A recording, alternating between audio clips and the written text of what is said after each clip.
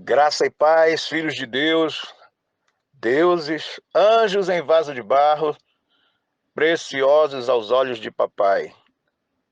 Que maravilha poder compartilhar a palavra da graça de Deus, a palavra do Evangelho, o Evangelho de nossa salvação.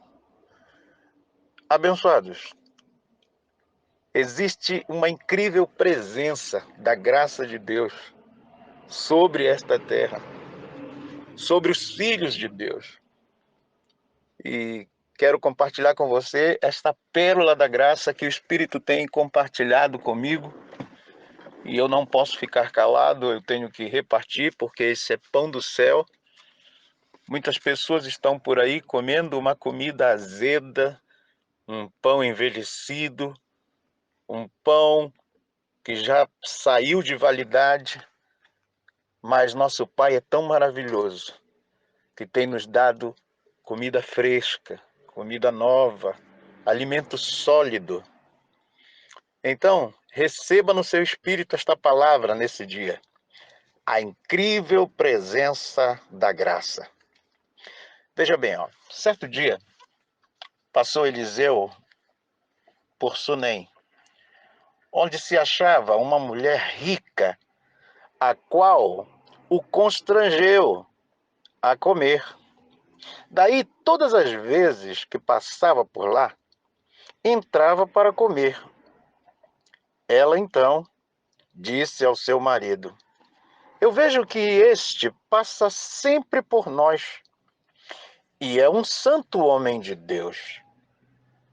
Mas onde está registrada essa história? Segunda Reis, capítulo 4, do verso 8 ao 9. Então, antes de entrarmos em Terra Santa, saiba que Deus só derrama água viva sobre os sedentos. Como é que você está em relação a Deus? Você tem sede? Olha, Jesus disse que quem bebesse da água natural, ele disse àquela samaritana lá, tornaria a ter sede. Quem beber desta água, ele disse, mulher, quem beber desta água tornará a ter sede. Mas quem beber da água que eu der, nunca mais terá sede, porque dentro dele se fará uma fonte que jorrará para a vida eterna. Então, isso é muito importante, porque se você ainda tem sede de Deus, e você sabe que Jesus tem água viva, não beba em outra fonte, abençoado. Beba das fontes eternas. Beba da fonte que já está em você. Se você buscar de Deus nesta fonte, com certeza, todos os dias você estará saciado da sua sede de Deus. Então, você está sedento? A grande e extraordinária herança dos filhos de Deus é o desfrute da sua presença, como um suprimento existencial. A vida abundante, amado, que Eliseu tinha, ela emanava da manifestação perene da unção do Senhor. Aquele homem, um profeta de Deus, por onde ele passava, havia manifestação de Deus. E as pessoas percebiam que ele era um homem de Deus. Então, essa presença acompanhava Eliseu. Mas olha que tremendo. Quem está vivendo em Deus, quem está posicionado em Cristo Jesus, quem está vivendo em regiões celestiais, abençoado com todas as bênçãos, não tem a presença de Deus do lado, não. A presença de Deus está em nós.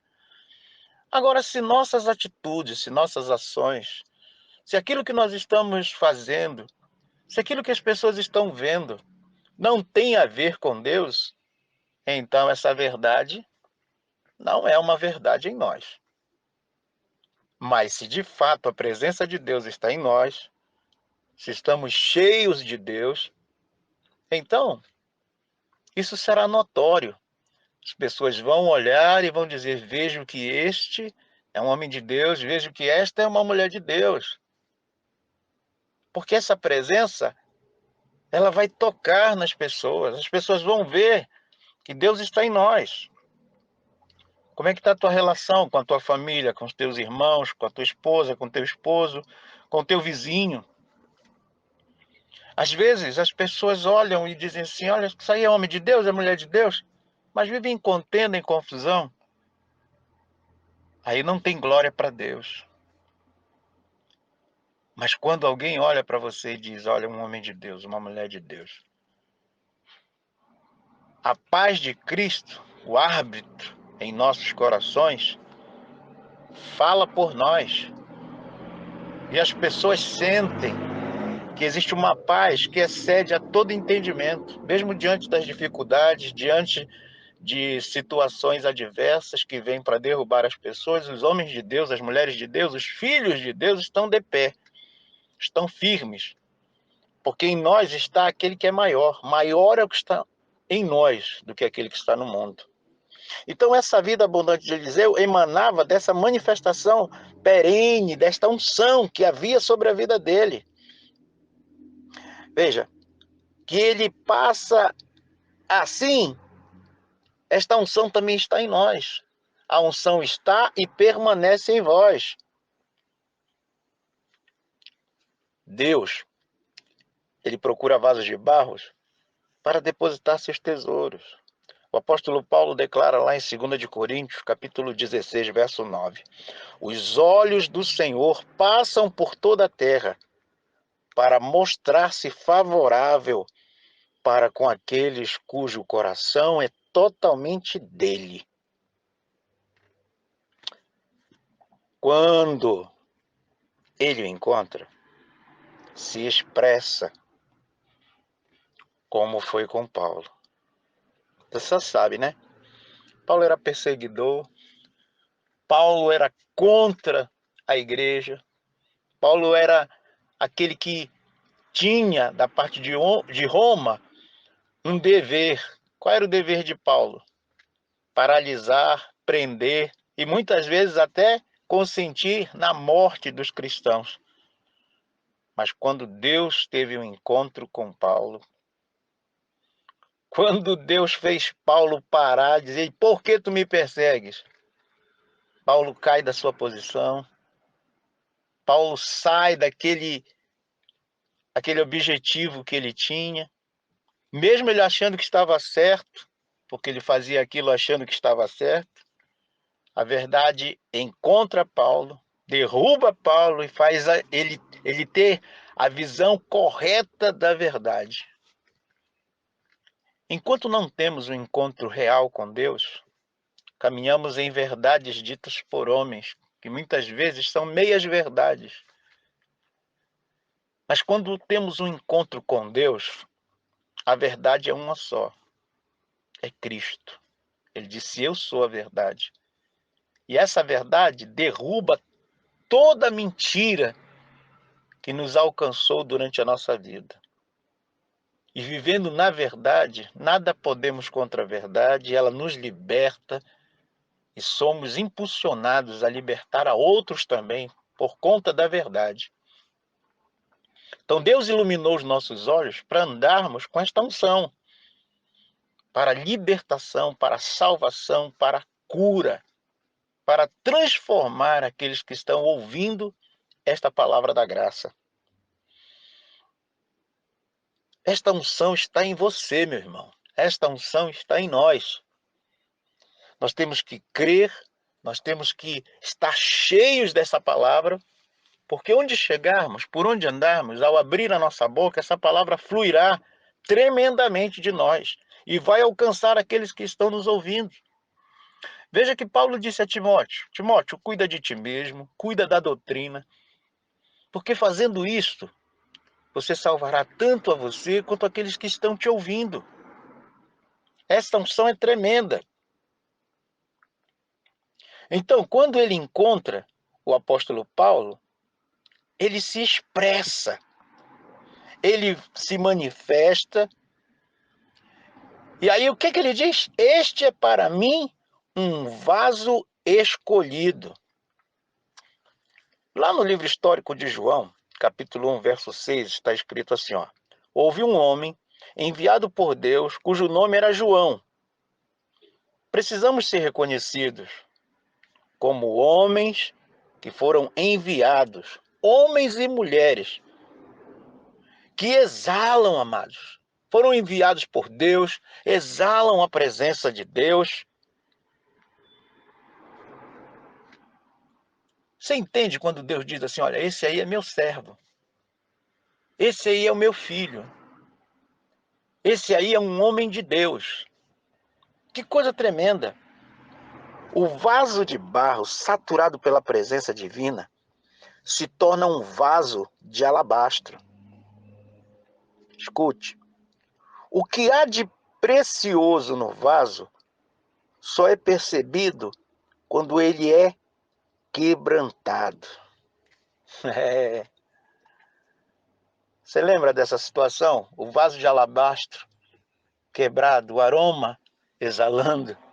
Marcos capítulo 14, verso 3. Veio uma mulher trazendo um vaso de alabastro com um unguento de nardo puro, muito caro, e quebrando o vaso derramou sobre a cabeça do Senhor. Amados, a excelência do que está no vaso só será manifestada quando ele é quebrado. O resplandecer do Senhor em nossos corações introduz em nós um tesouro de glória. E esse tesouro ele precisa ser manifestado. Eliseu nada falou para aquela mulher, mas ela sentiu o aroma de nardo puro. Meu Deus, que aroma maravilhoso aquela mulher sentiu a ponto de dizer, esse aí é um homem de Deus. Estava sobre ele. Então, amados, a incrível presença, ela está oculta nos vasos da graça. E ela precisa ser manifestada. O mundo está aí na expectativa da manifestação dos filhos de Deus. O mundo já está cansado de pregações vazias. O apóstolo da graça, ele diz o seguinte: a minha mensagem não consiste em palavras persuasivas de sabedoria humana, mas em demonstração de espírito e de poder. Abba, Pai, glória a Deus. O grande segredo não é o que falamos de Cristo, mas o que manifestamos dele. Não é a Bíblia que precisamos conhecer, mas você precisa conhecer de quem a Bíblia está falando. João capítulo 17, verso 3, olha: a vida eterna é esta, que te conheçam a ti só, por único Deus e verdadeiro, e a Jesus Cristo, a quem tu enviaste. Querido, tentar explicar Deus é o que sobra para aqueles que não vivem nele. Quem não vive em Deus fica tentando explicar Deus. E Deus não se explica. Deus não tem como se explicar. Ou você vive em Deus e tem experiências com Ele, ou você nunca vai entender Deus e não vai conseguir explicá-lo. Porque Ele é real, a presença dEle é real. E transcende a mente humana, transcende a capacidade do homem compreender. Por isso que o homem está aí tentando encontrar respostas sobre Deus que só Deus pode dar. E se Deus não estiver em nós, Ele estiver do lado de fora, as pessoas ficam tentando explicá-lo, entendê-lo, mas não há quem busque, não há quem entenda. Não há. É de Deus isso. É de Deus que usa de sua misericórdia. Não é de quem quer, não é de quem corre. Quem revela o Pai é o Filho, quem revela o Filho é o Pai, quem o Filho quiser revelar. Por isso que a presença de Cristo em nós é o que o Evangelho faz, ele forma Cristo dentro de nós. Cristo em vós é a esperança da glória, abençoado. É isso que é maravilhoso. As virtudes do ressuscitado precisam ser vistas através de nós. Vamos à carta do apóstolo em Romanos capítulo 8, verso 19, que diz assim: a ardente expectação da criação espera a manifestação dos filhos de Deus. Quem se habilita a essa proeza? O mundo está aí esperando. Ele está esperando a manifestação dos filhos de Deus. Você é filho de Deus? Você tem certeza que é filho de Deus? Então manifeste. Manifeste a graça, manifeste o poder de Deus, manifeste o evangelho, manifeste a palavra de Deus. Seja de fato luz e sal na terra, luz do mundo e sal da terra, abençoado.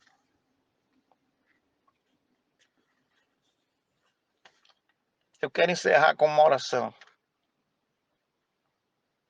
E quero te dizer, habilite-se diante do Pai. Diga, eis-me aqui. Diga, eis-me aqui, envia-me. Pois como ouvirão, se não há quem pregue? Como crerão naquele de quem nunca ouviram falar? E como irão, se não forem enviados? Então, hoje eu me coloco diante do Pai Celestial e digo, Pai, envia-me. Hoje há tantos meios de sermos enviados. Esta é uma forma, eu estou enviando esta palavra, estou enviando esta mensagem a você. Talvez eu não consiga ir pessoalmente aí onde você está, na cidade, no país, mas no momento em que eu paro para gravar, para ministrar, essa palavra vai correr o mundo, querido. E a palavra precisa correr, sem embaraços e sem impedimentos. E é o que está acontecendo nesse tempo. Essa palavra está correndo. E está encontrando os vasos de barro. Está encontrando os vasos de excelências. Está encontrando os predestinados, os chamados antes da fundação do mundo. E eles estão se habilitando, dizendo, eis-me aqui, Senhor, faz de mim também este vaso, um vaso de honra, um vaso de alabastro, pois eu quero derramar, eu quero ser quebrado e eu quero exalar este perfume puro de nardo. Que coisa tremenda, que coisa maravilhosa. Glória a Deus por sua vida. Pai Celestial, eis-me aqui. Eu compreendo que todos os objetivos da vida material, embora coroados de êxito, só oferecem alegria temporária. Na união contigo, eu encontrei, querido Deus, o reservatório da bem-aventurança, mas uma bem-aventurança perene. Aleluia. Glória a Deus. Amém. Bendito seja um vaso de alabastro nas mãos de nosso Pai. Graça e paz.